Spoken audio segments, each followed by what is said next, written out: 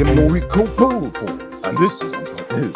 The principals of Accelerated Capital Firm Inc., the company that has been at the center of a huge suspected Ponzi scheme, were today slapped with 19 fraud charges. 34-year-old Yuri Garcia Dominguez and 32-year-old Atika Ishmael faced charges of conspiracy and obtaining money under false pretense, while the company is accused of falsely obtaining over $20 million from over 17,000 people. Only 19 victims came forward. The couple was remanded to prison until September 21st, 2020. But despite the mounting evidence that this is a scam, some folks are still defending this guy. They even held a 100-strong protest in front of the court, which is illegal, by the way. They are even going as far as to assert that the PPP will lose 17,000 votes if they shut down the scam. Wow. Well, if they'll lose votes for shutting down this illegal operation, I wonder how many they'll lose if they actually stopped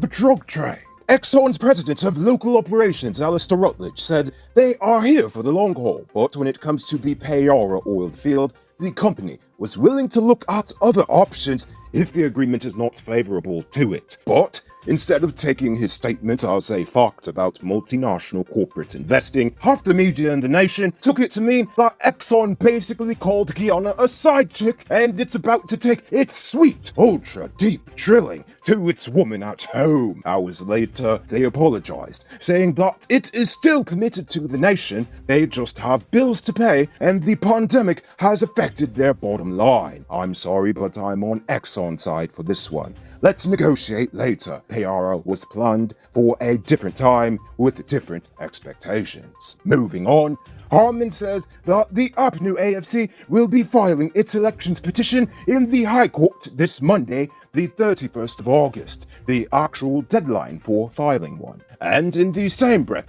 he has asked you to risk your life in a shallow visual representation of support for their perceived right to be the ones to rob and deceive you on a daily basis and not the PPP. Oh wait, I'm sorry, I read that wrong. I mean, Harman wants you all to come out in large numbers to form a big crowd around the High Court so everyone can take pictures and see just how much they love APNU and want them in power instead of the PPP. You there, Bombsy lover! I don't discriminate, but check out the Bombsy on this paste. Get it at BM Soot for just 2.7 million. Don't have all the cash? Show up with 800,000 and drive away from their showroom at Lot 9 Crow Street, Georgetown. Or give them a call on telephone number 231-8451.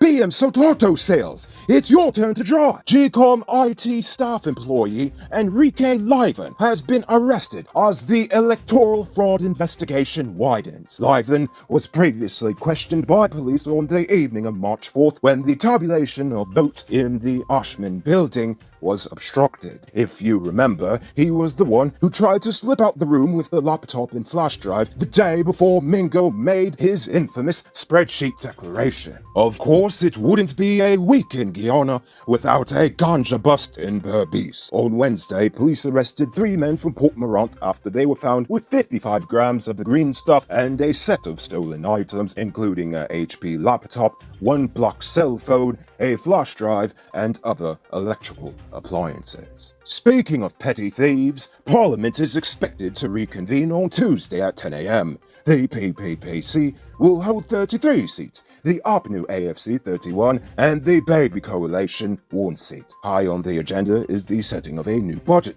Because of the Rona, Parliament will be held in the Conference Centre, which I've been arguing for since the bloody thing was built. It's a much better location for people travelling through town. Plus, the current location hurts the little man. Ask a market vendor how much they make when Parliament is in session. Plus, if you ask me, the Conference Centre looks more like a modern Parliament building anyway. They should just make the move permanent and turn the old building into a museum. How does that sound? Moving on, everyone's favourite failure of an airline is back in the headlines once again. Eastern Airlines Flight 231 departed Chile on Tuesday afternoon, and during its initial descent into JFK, the crew was forced to shut down and restart the left engine of the aeroplane. The crew eventually got it to work, and they had an uneventful landing at about 8:55 p.m. But imagine escaping the Rona just to have this happen to you right before you're about to make it home. Anyway, glad they made it home safely. Now is a good time to remind you that Triple G Spot sells big people bedroom toys. They are doing delivery in Berbice and Linton for cheap, and Georgetown for free. Call them on telephone number 649-3679 or message them on Facebook at Triple G Spot and get yourself a rubber friend. Let's take a look at news in the region and around the world. Jamaican landowners who are living abroad can now lease out their properties in a new investment drive by the country's investment promotion agency to invest in agriculture. The nation is prioritizing agriculture as part of re-strategizing the country's foreign direct investments. The plan is also meant to salvage Jamaica's food production capacity that is reeling under the weight of the pandemic. Interested landowners should own at least 100 acres of arable land and must be willing to transfer via lease or other tenure arrangements to the state or suitable investors.